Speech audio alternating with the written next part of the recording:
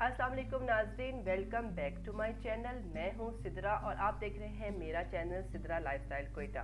और उम्मीद करती हूं कि आप सब अपने प्यारों के साथ खुशहाली के साथ ज़िंदगी गुजार रहे होंगे। आज है संडे और संडे मॉर्निंग को मैं जल्दी उठ गई थी क्योंकि बहुत ज़्यादा काम करना था। और इस टाइम मैं पी रही हूँ ठंडा ठंडा दूध, क्योंकि गर्मियाँ बहुत ज़्यादा हो जाए तो मुझे एलर्जी हो जाती है, मेरे मैदे में गर्मी हो जाती है, जिसकी वजह से मुझे बहुत ज़्यादा छींकी वगैरह आती हैं। तो ये टोटका मैं यूज़ करती हूँ कि उसमें हर मुँह में ठंडा फ्रिज का दूध पीती हूँ। तो इस टाइम मैं ठंडा ठंडा दूध पी रही हूँ।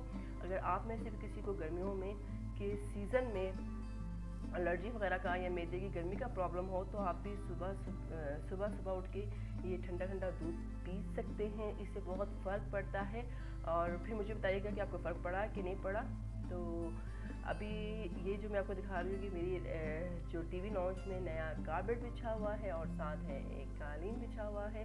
अच्छा, कारपेट में चलने से ज़्यादातर पाँव मेरे ख़राब हो गए थे और दीगर लोगों के पाँव ख़राब हो जाते हैं।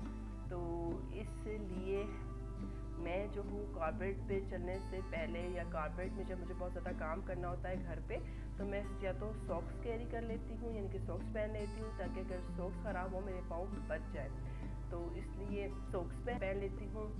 या जो कारपेट पे चलने वाले जिस तरह के जो शूज़ हैं ये मेरे, मैं ये पहन लेती हूँ जो कारपेट और कालीन पे आप आराम से चल सकते हैं। इससे आपके पाँव बहुत ज़्यादा ख़राब नहीं होते। तो पाँव की सेफ्टी के लिए मैं ये काम करती हूँ। अगर भी गर्मियाँ हैं तो मैं सॉक्स ज़्यादा कैरी नहीं करती, तो इसलिए मैं ये जूते यानी कि ये जो चप्पल टाइप शूज़ है ना वो पहन लेती हूँ।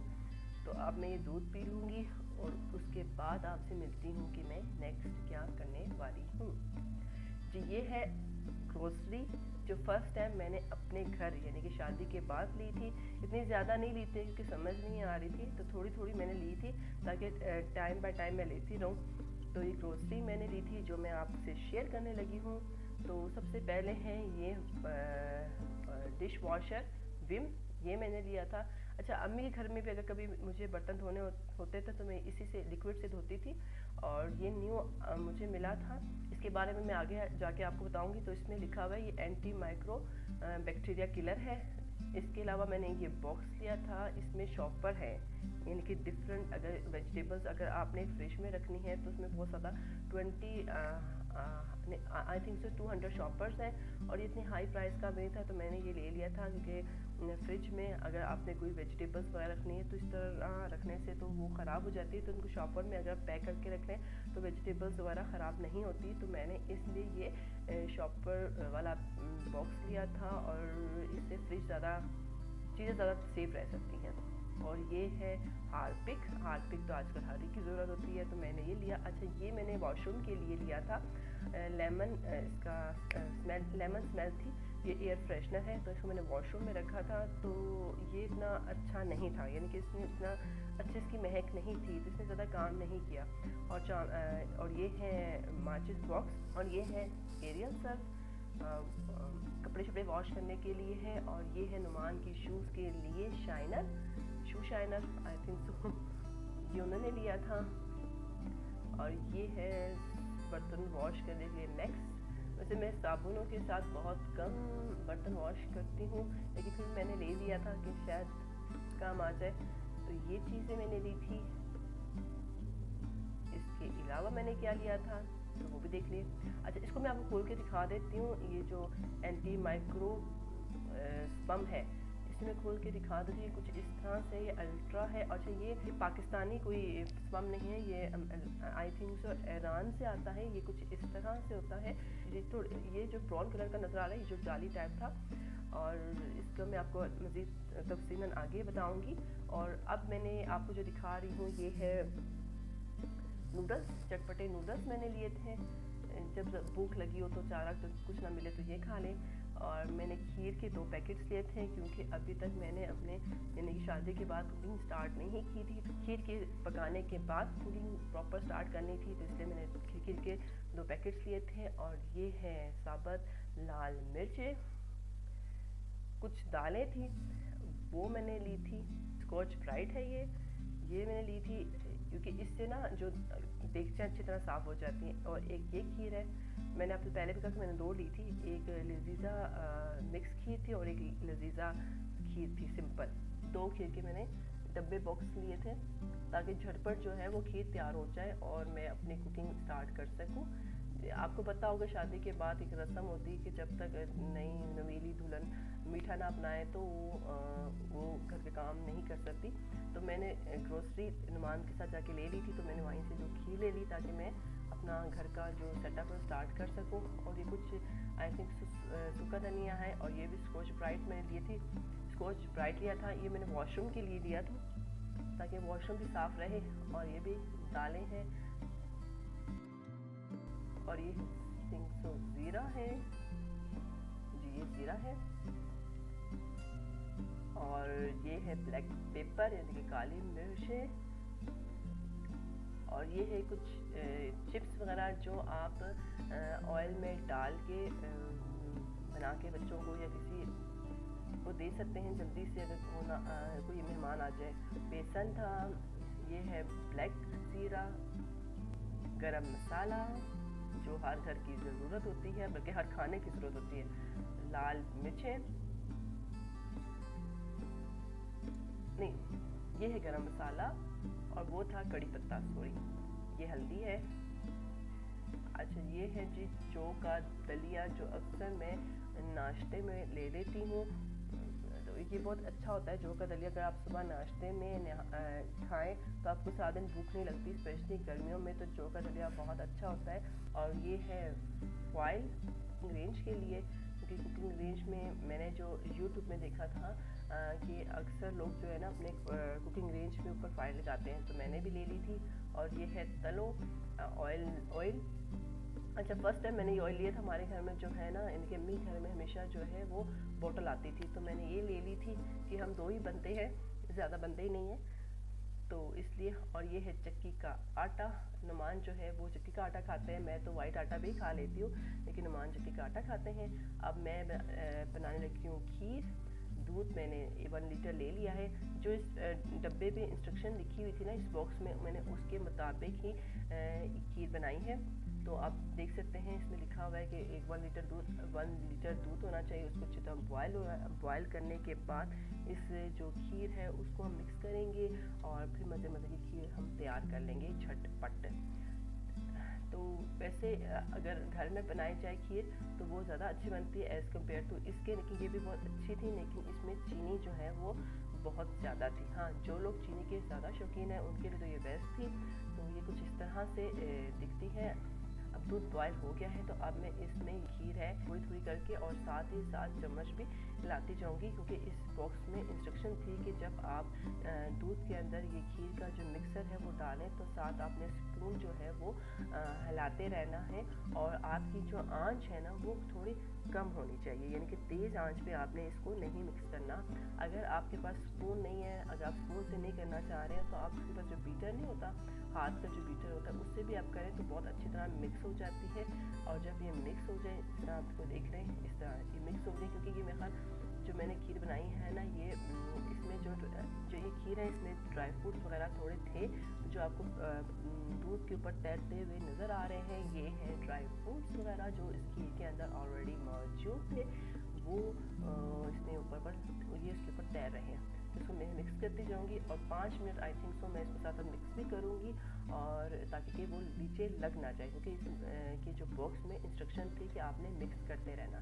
तो मैं साथ इसको मिक्स करूंगी और थोड़ी देर में हम खीर तैयार कर लेंगे। एक स्कॉच ब्राइट है और एक एंटी बायो, इनका मैं आपको डेमो दिखाऊंगी कि वाकई इन दोनों में कुछ फ़र्क है या बस पैसे का फ़र्क है और कोई ख़ास फ़र्क नहीं है।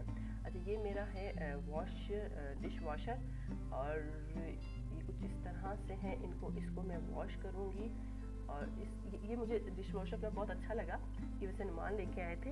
तो इसको अगर आप कैप कर देना, ये जो जाली ये भी निकल जाती है, अगर आप इसको कैप करके रख देना ढक्कन लगा के, तो पानी अगर आपको रोकना हो तो ये रुक जाता है, कैप अगर फिक्स कर लें। तो ये डिश वॉशर मुझे अपना बहुत अच्छा लगता है। और साथ जो दूसरा इसका पार्ट है उसमें जो है वो जाली रखी हुई है। साथ साथ मैं चम्मच भी खीर में हिला रही हूँ ताकि खीर मेरी लग ना जाए और आपको ये जो स्कॉच ब्राइट वगैरह है, इनका आपको डेमो भी दे रही हूँ। तो अब इन दोनों का डेमो स्टार्ट करते हैं।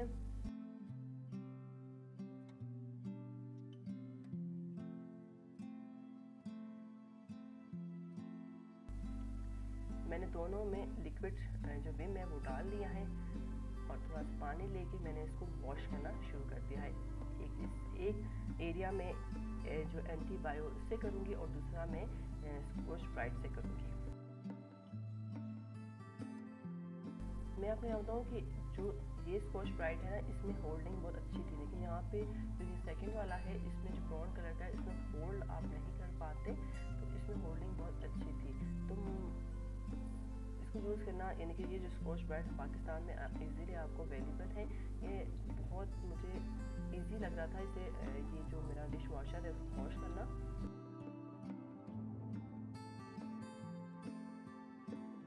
जी आप देख सकते हैं कोई फ़र्क नहीं पड़ा, दोनों का एक ही वर्क था। तो लेकिन जो ईरानी मैंने जो स्कॉच ब्राइट आपको बताया है, सॉरी जो ईरानी मैंने आपको स्पंज बताया है वो स्कॉच ब्राइट से थोड़ा सा महंगा है, लेकिन दोनों में कोई वर्किंग में कोई फ़र्क नहीं है, दोनों ने एक जिस तरह ही साफ़ किया है। बल्कि मुझे स्कॉच ब्राइट ज़्यादा अच्छा लगा क्योंकि उसमें होल्डिंग अच्छी है, आप बर्तन अच्छी तरह वॉश कर सकते हैं, आपके हाथ ख़राब नहीं होते, क्योंकि इसमें थोड़ी सी जाली लगी होती है जिससे आपके हाथ स्पेशली नाखून के एरिया जो होता है वो ख़राब हो जाता है। और अब तैयार हो गई है मेरी खीर।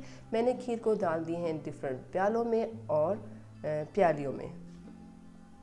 तो ये 4 प्याले मैंने बनाए हैं, उसी में 1 लीटर दूध में, क्योंकि डिफरेंट लोगों के लिए मैंने बनाए थे, तो मैंने कहा कि 4 प्याले बना लेती हूँ और इस तरह मैंने डाल दिया है। अब इनको मैं ठंडा होने के लिए छोड़ दूँगी या फ्रिज में रख दूँगी।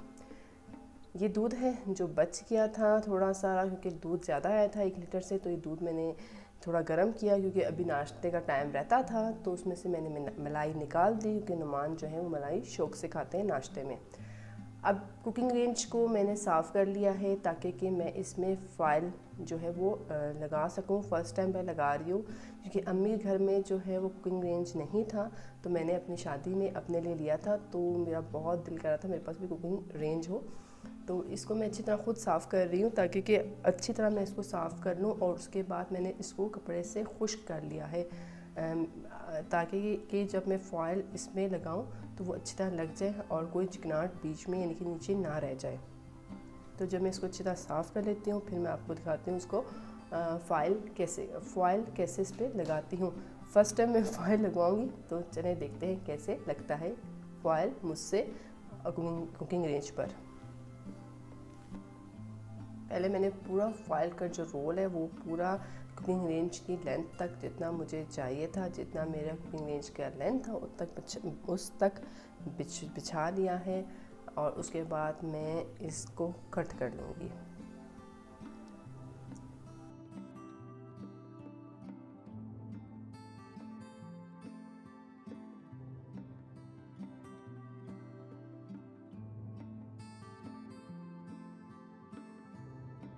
स्टैंडर्ड्स में हम मसाले डालेंगे वो नुमान लेके आए थे, और इसकी प्राइस आई थिंक 1200 है, और जो मैं ले रही थी वो बहुत महंगा था, तो फिर नुमान अपने किसी अजीज़ या जानने वाले से लेके आए थे, तो उन्होंने सही प्राइस में हमें ये दे दिया था। तो चलिए इसमें डालते हैं। जी मसाले जात मैंने इसमें डाल लिए, जो बेसिक मसाले घरों में खानों में ज़रूरत होती है, नमक, मिर्चें और धनिया और ज़ीरा वगैरह, वो मैंने इसमें डाल लिया था, और इसको मैंने माइक्रो ओवन के ऊपर रख लिया था। मुझे भूख लगी थी तो मैंने नूडल्स बना लिए, और दूसरी तरफ मैं आटा गूंद रही थी ताकि आटा जल्दी जल्दी गूंद जाऊँ, क्योंकि बहुत देर हो गई थी, दिगर काम में शाम हो रही थी, तो मैंने आटा गूंदने की तैयारी कर ली थी, और आटा मैं गूंदने लगी थी। अदरक और लहसुन चीर रही थी ताकि कि खाना बन सके। और उसके बाद मैंने ये जो मैंने नई मशीन ली है, ये फ़र्स्ट टाइम मैं यूज़ करूँगी, तो इसको मैं आपको दिखाऊंगी एंड में। लेकिन जब मैं खाना की रेसिपी तैयार करने लगी थी तो उस टाइम लाइट चली गई थी, क्योंकि लाइट जो है वो बहुत जाती है और रात हो गई थी, इसलिए मैं आगे की वीडियो शूट नहीं कर सकती। तो उम्मीद करती हूँ कि आज की जो वीडियो है आपको यानी कि जो संडे की रूटीन थी मेरी जो मैं रिकॉर्ड कर सकी अच्छी लगी होगी। अच्छी लगी है तो लाइक एंड शेयर ज़रूर कीजिएगा। और इसके अलावा आप मुझसे क्या जानना चाहते हैं प्लीज़ मुझे कमेंट्स बॉक्स में बताइएगा, मैं ज़रूर उस पर वीडियो बनाऊँगी आपके फरमाइश पे।